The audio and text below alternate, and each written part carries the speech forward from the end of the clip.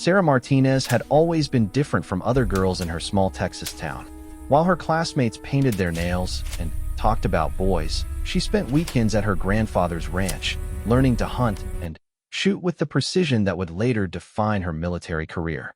Her grandfather, a Korean War veteran, recognized something special in his granddaughter's steady hands and unwavering focus.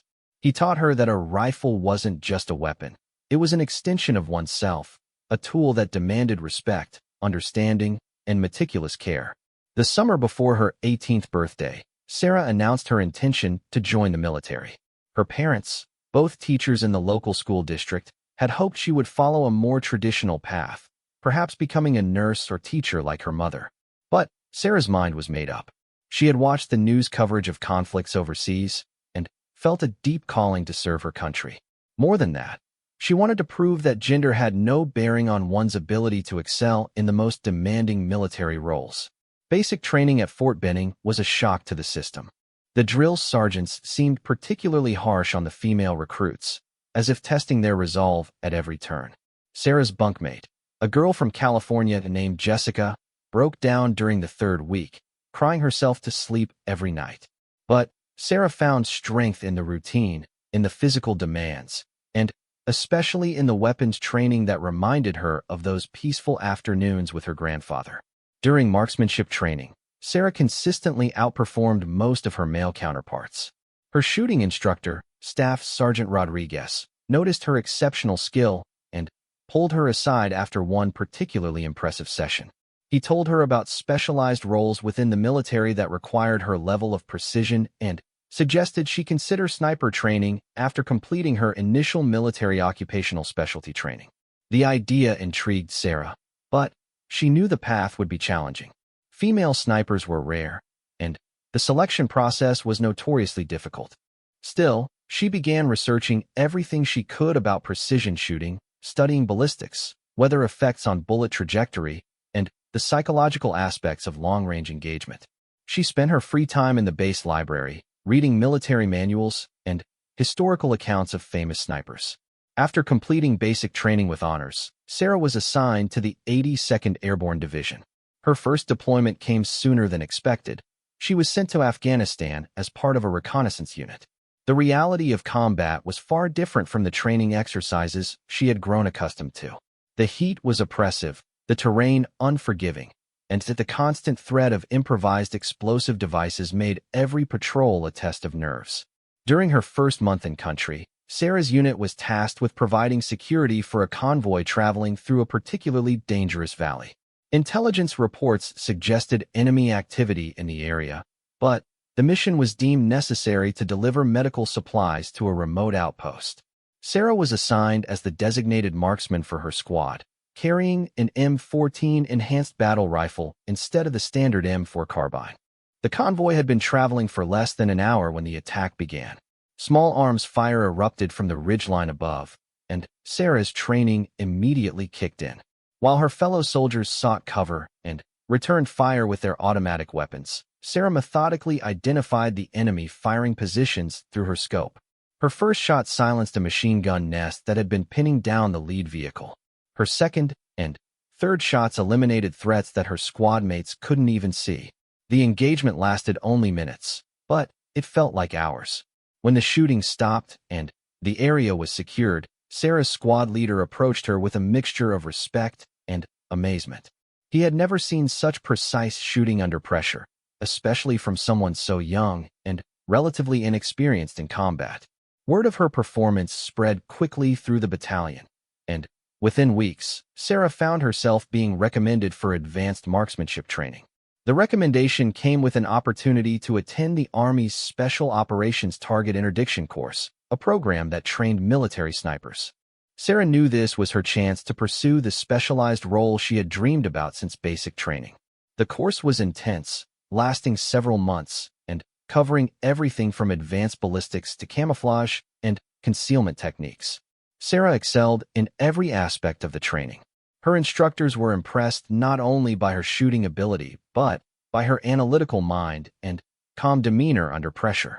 She learned to read wind patterns by watching grass and leaves, to calculate bullet drop over extreme distances, and to remain motionless for hours while observing potential targets.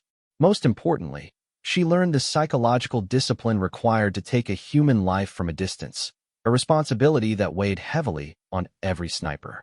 Upon graduation, Sarah was assigned to a special operations unit that conducted high-value target missions throughout Afghanistan and Iraq.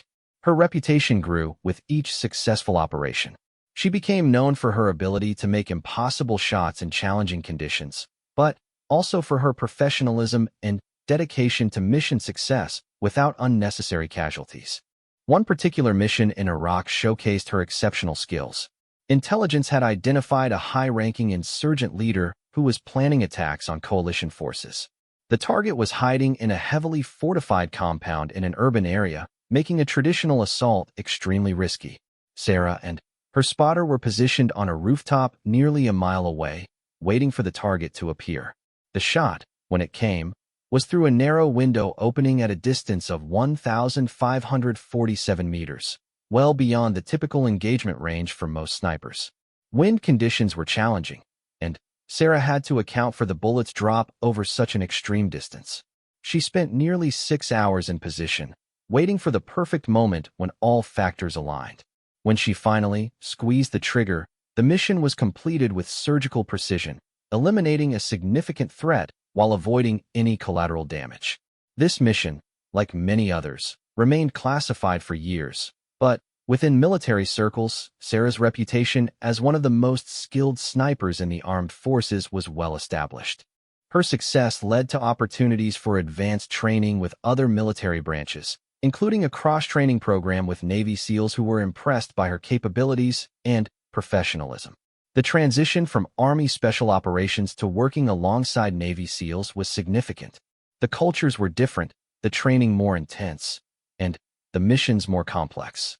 Sarah found herself being evaluated not just on her shooting ability, but on her overall tactical knowledge, leadership potential, and ability to integrate with the most elite units in the military.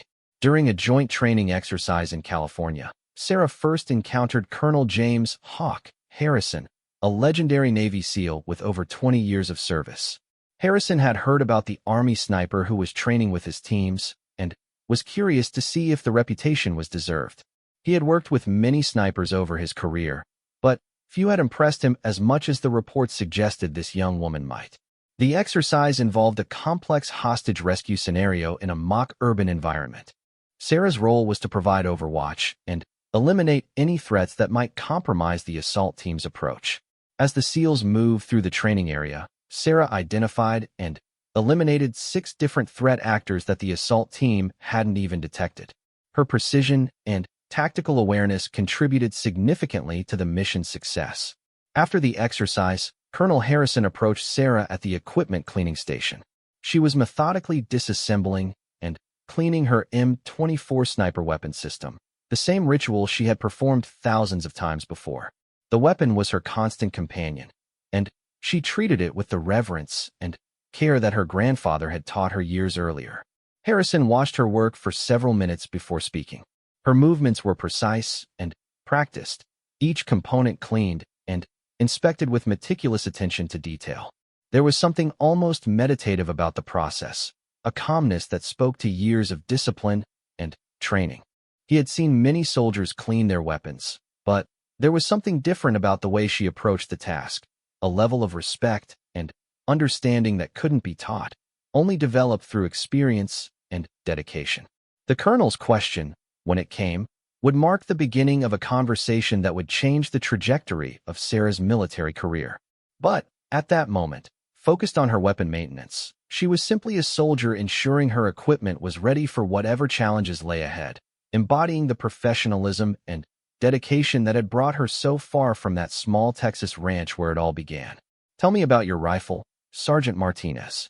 Colonel Harrison's voice cut through the quiet of the equipment bay, where only the soft sounds of cleaning rods and weapon maintenance had filled the air moments before. Sarah looked up from her M24, her hands never pausing in their methodical work. The bolt was partially disassembled on the clean cloth beside her, each component arranged in perfect order. "Sir, this is an M24 sniper weapon system," she began, her voice steady and professional. Remington 700 Action, modified for military specifications. It fires the 7.62 by 51 mm NATO round with an effective range of approximately 800 meters, though it's capable of much more in the right hands. Harrison nodded, settling into a chair across from her workstation. He had asked the question not because he needed technical specifications. He knew the M24 as well as any weapon in the military arsenal. He was interested in something deeper, something that couldn't be found in technical manuals or training documents. But what does it mean to you? He pressed, watching as she carefully cleaned the firing pin with practiced precision. Sarah paused for just a moment, considering her words. In the military, personal attachments to equipment were sometimes viewed as unprofessional, but she sensed that the colonel was asking for something more honest than a textbook response. "Sir, this rifle represents trust," she said, resuming her cleaning routine. "Every time I take it into the field, lives depend on its reliability and my ability to use it effectively. My squadmates trust that I'll be there when they need covering fire. Mission commanders trust that I can eliminate threats they can't even see. And I trust that this weapon will perform exactly as expected when everything else goes wrong." The colonel leaned forward slightly. In his years of service, he had met countless soldiers who spoke about their weapons in terms of specifications and capabilities. But there was something different in Sarah's tone, a depth of understanding that went beyond technical knowledge. "You talk about trust," Harrison observed. "But I've read your after-action reports. Iraq, Afghanistan, some missions I can't even discuss in this setting. You've made shots that most snipers would consider impossible. That's not just about trust in your equipment." Sarah nodded, continuing her meticulous cleaning process. Each movement was deliberate and practiced, a ritual that she had performed in combat zones, training facilities, and quiet barracks around the world. The familiarity of the task allowed her to speak more freely than she might have otherwise. "You're right, sir. Trust is only part of it. This rifle is an extension of myself, the way a surgeon's scalpel or a pianist's instrument becomes part of their body through years of practice. I know exactly how it will behave in different weather conditions, how the barrel heats up during sustained fire, how the scope tracks in various temperatures. But more than that, I understand my own limitations and how to work within them." She held up the bolt, inspecting it carefully before setting it aside. "Every sniper has missed shots, sir. I've missed my share. The difference is understanding why. Was it wind I didn't account for? Did I misjudge the range? Was my breathing off?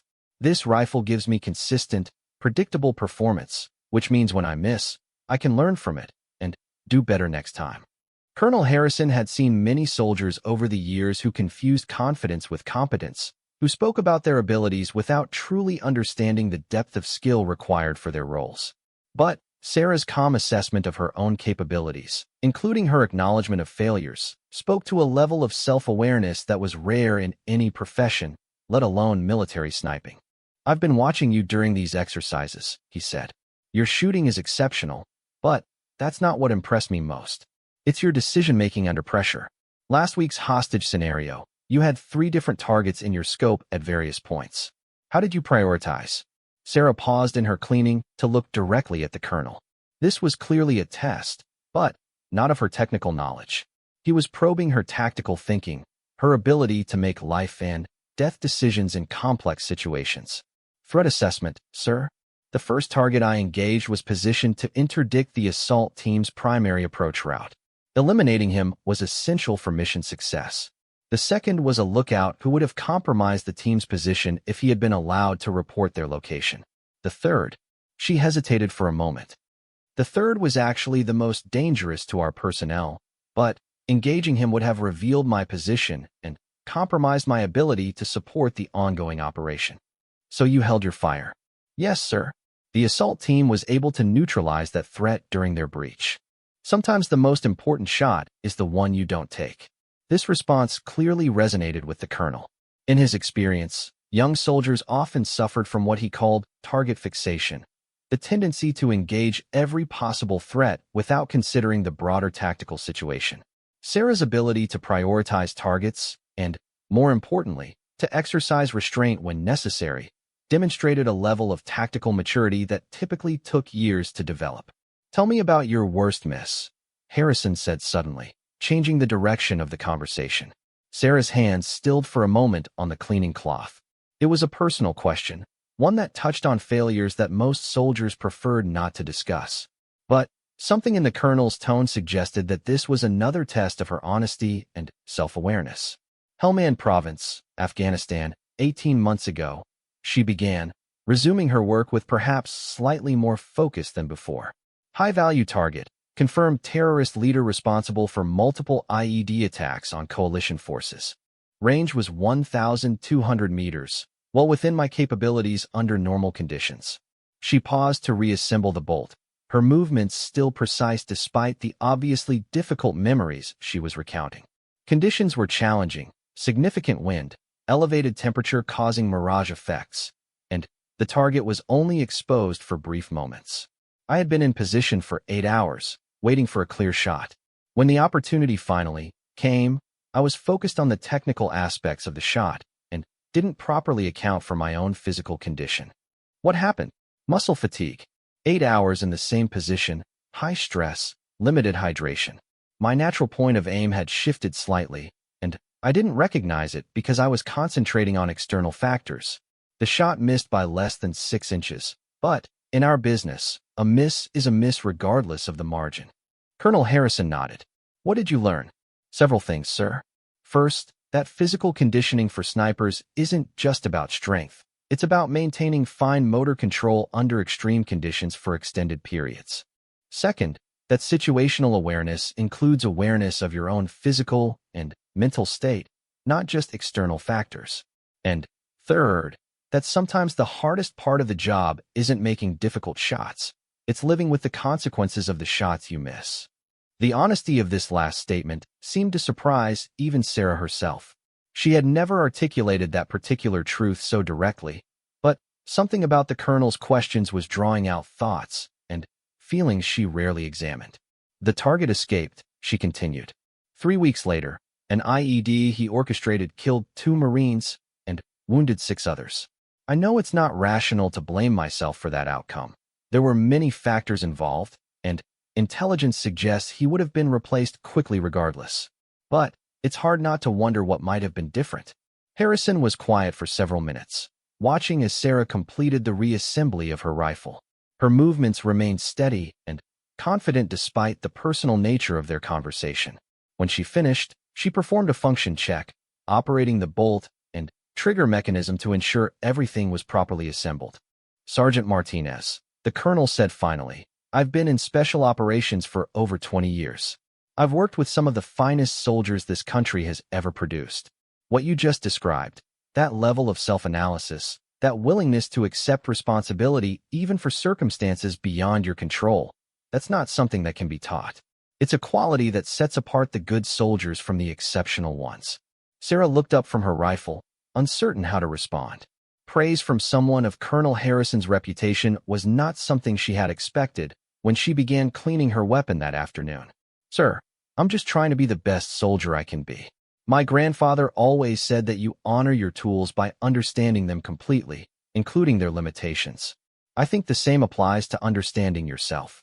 Your grandfather sounds like a wise man. Yes, sir. He taught me that shooting is only a small part of being a marksman. The real skill is in reading situations, understanding your environment, and making sound decisions under pressure. The rifle is just the tool that executes those decisions. Colonel Harrison stood up, signaling that their conversation was approaching its conclusion. But, before leaving, he had one more question. If I told you there was an opportunity for advanced training that would challenge everything you think you know about marksmanship and tactical operations, would you be interested? Sarah's pulse quickened, but her expression remained composed. Sir, I would be honored to be considered for any training that would make me a more effective soldier. Good. We'll talk more soon. As the colonel walked away, Sarah remained seated with her freshly cleaned rifle, wondering what opportunities lay ahead and what challenges she would soon face. 3 weeks after her conversation with Colonel Harrison, Sarah received orders that would change the trajectory of her military career forever. She was being transferred to a classified training program that would push her beyond anything she had experienced in conventional or even special operations units. The orders were deliberately vague, mentioning only a location in Virginia and a training start date 2 weeks away. The night before her departure, Sarah called her grandfather. At 83, he remained sharp and deeply interested in her military service, though she could never share specific details of her missions. Their conversations had become a grounding force in her life, reminding her of the values and principles that had guided her path from that small Texas ranch to the most elite levels of military service. "Grandpa, I'm about to start some new training," she said, sitting in her barracks room with her gear already packed. "I can't tell you much about it, but it's going to be challenging." "Most worthwhile things are challenging, Sarah," he replied in his familiar, gravelly voice. "Remember what I always told you about shooting? That the gun doesn't make the marksman," she recited. "The marksman makes the gun." That's right. Whatever they're going to teach you, whatever new equipment they give you, remember that it all comes down to the person pulling the trigger. Trust your training, trust your instincts, and stay true to who you are. The training facility was located on a remote military installation that didn't appear on most maps. Sarah arrived to find a diverse group of personnel from different service branches: Army Rangers, Marine Force Recon, Air Force Special Operations, and several individuals whose unit affiliations were not immediately clear. What united them all was their exceptional performance records and specialized skills. The first week was spent on psychological evaluation and physical conditioning that pushed even these elite soldiers to their limits. Sarah found herself swimming in freezing water before dawn, navigating obstacle courses in complete darkness, and enduring stress positions designed to test mental resilience. But it was the academic portion of the training that proved most challenging. The curriculum covered advanced ballistics that went far beyond anything she had learned in sniper school. They studied atmospheric conditions at the molecular level, learning how temperature gradients and humidity could affect bullet trajectory in ways she had never considered. They analyzed the psychological profiles of high-value targets, learning to predict behavior patterns that could create engagement opportunities. Most importantly, they were introduced to weapons systems and technologies that represented the cutting edge of military development. Sarah found herself training with rifles that cost more than most people's annual salary, equipped with optics and ballistic computers that could automatically adjust for environmental conditions. The technology was impressive, but she quickly learned that it was no substitute for fundamental skills and sound judgment. Her primary instructor was Master Chief Petty Officer Daniel "Ghost" Morrison, a Navy SEAL sniper with a legendary reputation and numerous classified missions to his credit.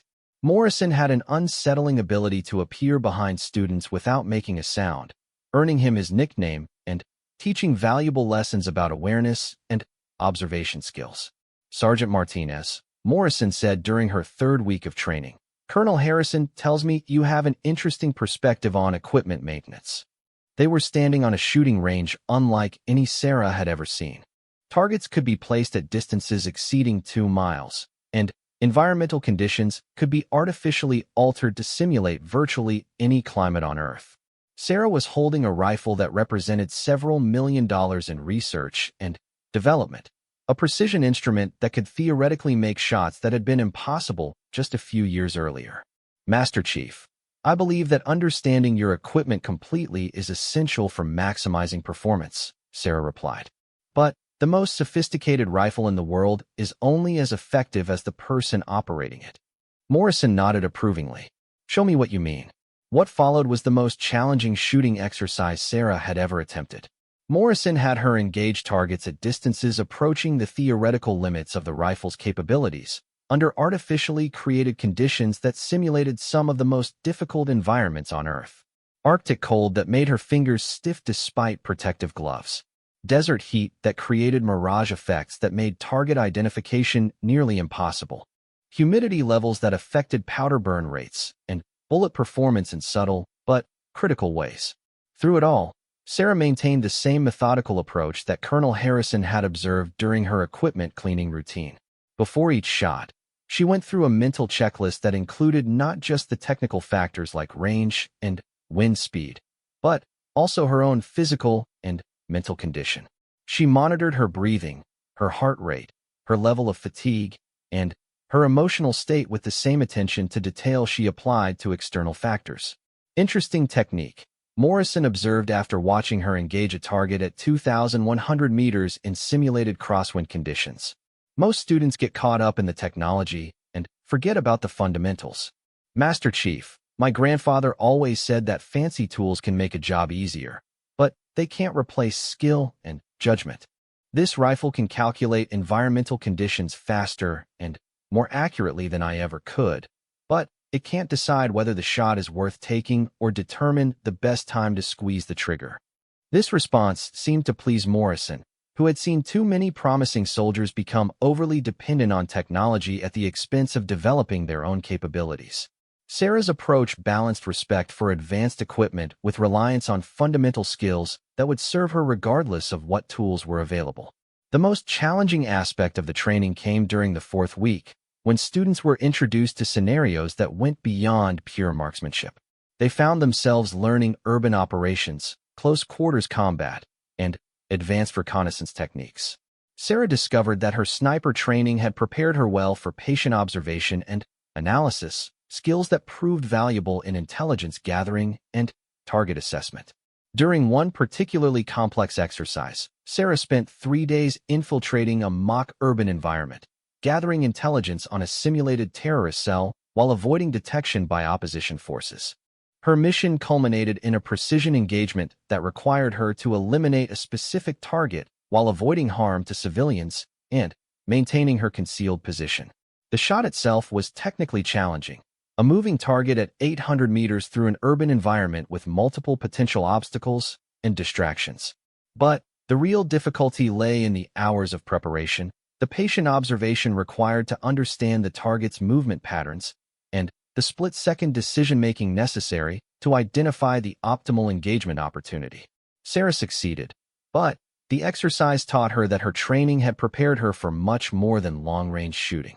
The discipline, patience, and analytical thinking required for precision marksmanship translated effectively to broader operational capabilities. She began to understand why she had been selected for this specialized program. "You're learning," Morrison told her after reviewing her performance on the urban infiltration exercise. "Most snipers think their job is about shooting.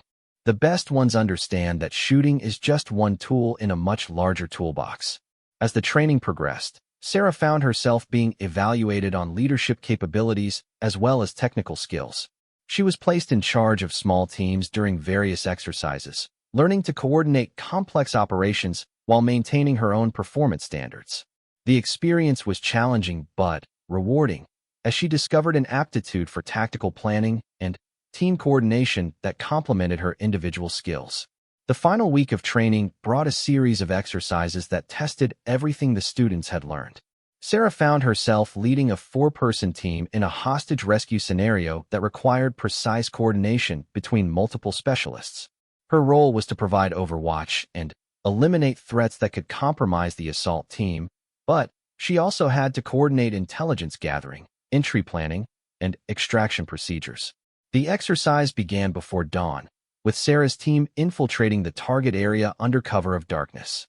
She established her firing position on a rooftop overlooking the target building while her teammates moved into their assigned positions. For 6 hours, they conducted surveillance and gathered intelligence on the opposition forces inside the building. When the assault phase began, everything happened quickly. Sarah identified and eliminated 3 threats in rapid succession, allowing her teammates to breach the building and secure the hostages. But the real test came when the exercise threw them an unexpected complication: additional opposition forces arriving from an unexpected direction. Sarah had to make a critical decision: maintain her overwatch position to support the extraction, or relocate to engage the new threats. The choice would determine the success or failure of the entire mission. Drawing on everything she had learned about tactical thinking and team coordination, she chose to reposition, successfully engaging the additional threats while maintaining communication with her team. The exercise concluded successfully, but, more importantly, it demonstrated that Sarah had internalized the broader lessons of the training program. She had learned to think beyond individual marksmanship skills to consider the complex factors involved in real-world operations. After the final exercise, Colonel Harrison returned to personally debrief the students who had successfully completed the program. Sarah found herself in his office, still somewhat uncertain about what this training had prepared her for. "Sergeant Martinez," Harrison began, "when I first asked you about your rifle 3 months ago, I was looking for something specific. I wanted to know if you understood that being an exceptional soldier requires more than just technical proficiency." Sarah nodded, waiting for him to continue. "This training program identifies and develops personnel who can operate at the highest levels of special operations. You've demonstrated not just exceptional marksmanship, but the kind of tactical thinking and leadership capability that we need for our most sensitive missions." He paused, studying her reaction. "How would you feel about a permanent assignment that would put these new skills to use in ways that could make a real difference in national security?"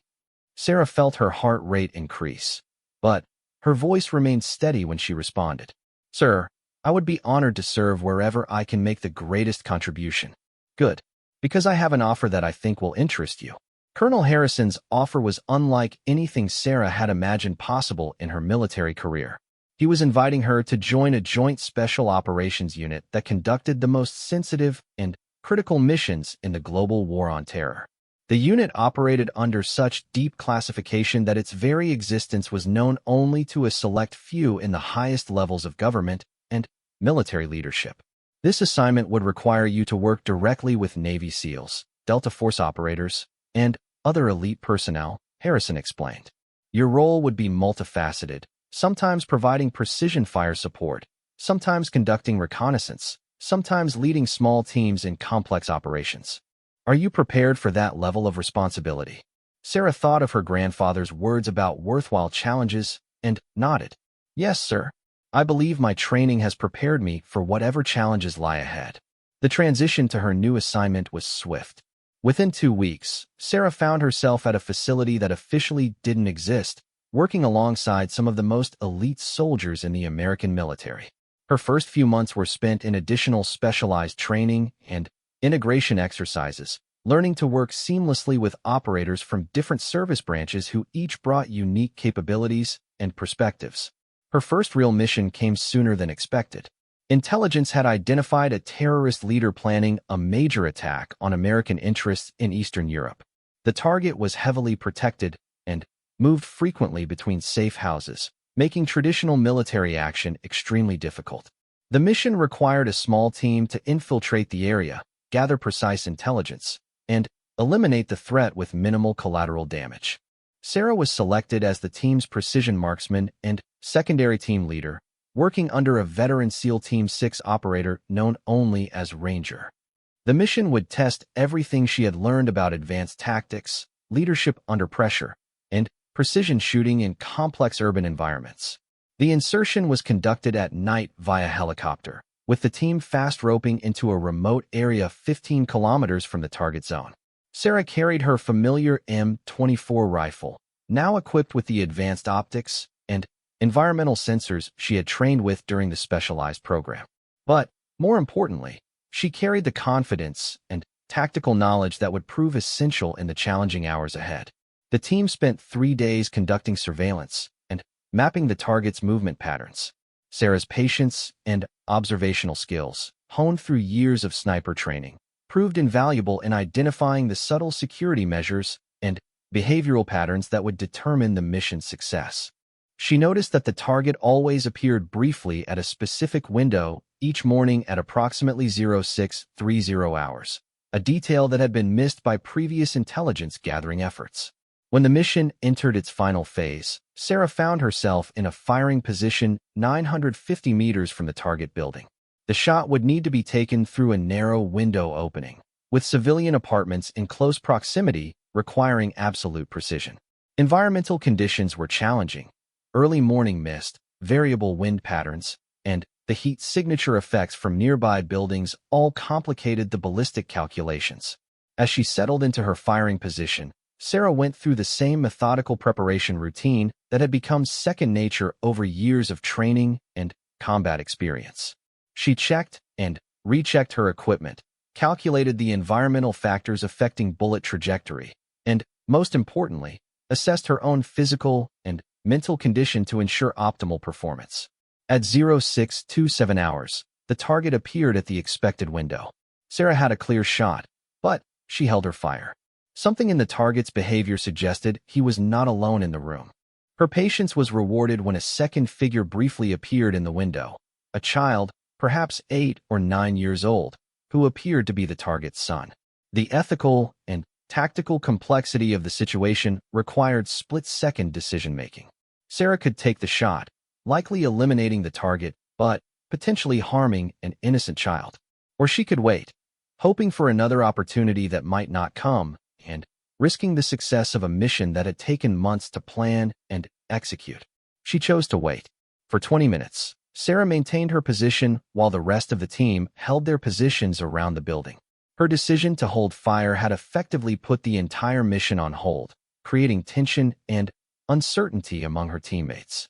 Finally, at 0651 hours, the target appeared alone at a different window, providing the clear engagement opportunity Sarah had been waiting for. The shot was successful, eliminating the high-value target with no collateral damage. But, more importantly, the mission demonstrated Sarah's ability to make complex ethical decisions under extreme pressure while maintaining focus on the overall mission objectives.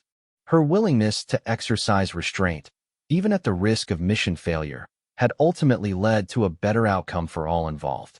The after-action review praised Sarah's tactical judgment and patience under pressure. Colonel Harrison personally commended her decision-making, noting that the ability to exercise proper restraint was often more important than technical shooting skills in modern special operations. Over the following months, Sarah participated in numerous similar missions across multiple theaters of operation. Each assignment brought new challenges and learning opportunities, further developing her skills as both a precision marksman and team leader. She found herself increasingly taking on planning and coordination responsibilities, using her analytical mindset to identify operational weaknesses and develop solutions. One mission in particular showcased her evolution from skilled marksman to operational leader. Intelligence had identified a terrorist network operating across 3 countries, requiring a complex operation involving multiple teams and precise coordination over several weeks. Sarah was selected to lead the planning phase and coordinate the final assault. The operation required her to balance her individual capabilities as a sniper with broader leadership responsibilities. She spent weeks developing detailed operational plans, coordinating with intelligence agencies, and preparing contingency plans for various scenarios. When the mission executed, she found herself managing multiple teams while simultaneously providing precision fire support from an overwatch position. The mission's success led to the dismantling of an entire terrorist network and prevented several planned attacks on civilian targets. But, for Sarah, the real satisfaction came from the knowledge that she had successfully integrated all the skills and training she had received over her military career into a cohesive operational capability.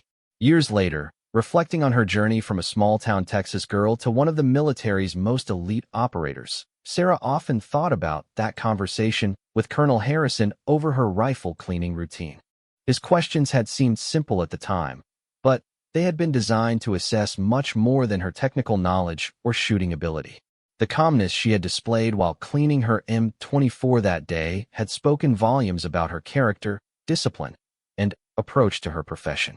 It had demonstrated the kind of attention to detail and respect for her tools that translated into excellence in all aspects of military service. Most importantly, it had shown her ability to maintain focus and composure even when being evaluated by senior leadership. That conversation had been a turning point, opening doors to opportunities she had never imagined possible. But, looking back, Sarah realized that the foundation for those opportunities had been laid years earlier, in the patient lessons her grandfather had taught her about marksmanship, discipline, and respect for the tools of her trade. Her military career continued to evolve, with increasing responsibilities and more complex challenges. She eventually earned promotion to senior leadership positions, where she had the opportunity to mentor and train the next generation of elite operators. But, regardless of how far her career advanced, she never forgot the fundamental lessons that had shaped her path. In training new snipers and special operations personnel, Sarah always emphasized the same principles that had guided her own development. Technical proficiency was important, but it was meaningless without the discipline, patience, and judgment necessary to employ those skills effectively. The ability to remain calm under pressure, to make sound decisions in complex situations, and to understand one's own limitations was far more valuable than any piece of equipment or advanced training. She often told her students that their weapon was just a tool, no different from any other piece of equipment. What made them effective was not the sophistication of their gear, but their ability to understand and employ that gear in service of larger objectives. The same methodical approach required for proper equipment maintenance, attention to detail, respect for the tools, understanding of how things worked, was essential for success in all aspects of military operations. When asked about the secret to her success, Sarah always returned to those fundamental principles her grandfather had taught her decades earlier. Respect your tools by understanding them completely. Understand your own capabilities and limitations. Make decisions based on sound analysis rather than emotion or pressure from others. And always remember that being skilled with a weapon carries the responsibility to use that skill wisely and ethically. The conversation about her rifle had lasted only a few minutes, but it had changed the trajectory of her entire career.